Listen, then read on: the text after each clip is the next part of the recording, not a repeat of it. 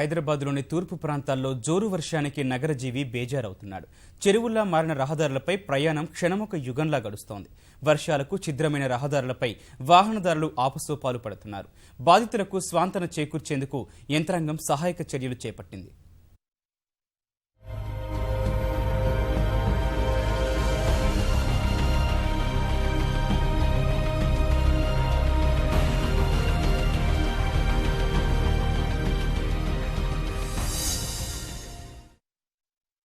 ఎడతెరిపి లేకుండా కురుస్తోన్న వర్షానికి ఉప్పల్, నాచారం, ఎల్బీనగర్, అంబర్పేట, రామంతపూర్, ఈసీఐఎల్, కాప్రా, కుషాయిగూడ, బోడుప్పల్ ప్రాంతాల్లో వరద నీరు ముంచెత్తింది. నాచారంలో నాలా పొంగి ప్రధాన రహదారిని చుట్టుముట్టింది. కిలోమీటర్ మేర వాహనాలు నిలిచిపోవడం వల్ల ట్రాఫిక్ ఇబ్బందులు తలెత్తాయి.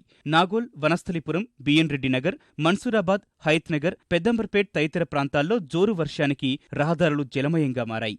ఎల్బీనగర్ కోడలిలో భారీగా నీరు ఆగిపోయినా పట్టించుకోవడం లేదంటూ మాజీ ఎమ్మెల్యే సుధీర్ రెడ్డి వినూత్న నిరసన తెలిపారు.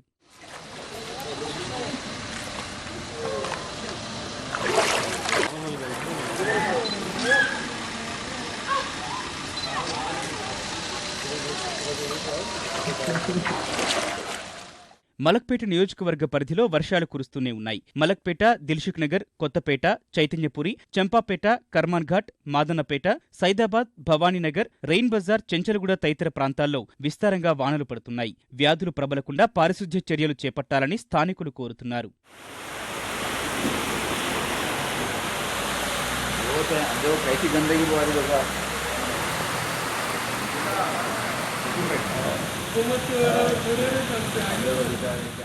వర్షానికి తీవ్రంగా ప్రభావితమైన బల్కంపేట, పాటిగడ్డ, అల్లంతోట బావి ప్రాంతాల వాసులను మంత్రి తలసాని శ్రీనివాస్ యాదవ్ పరామర్శించారు. యంత్రాంగం సహాయ చర్యలు చేపట్టాలని అధికారులను ఆదేశించారు. బాధితులను అన్ని విధాలా ఆదుకుంటామని భరోసా ఇచ్చారు.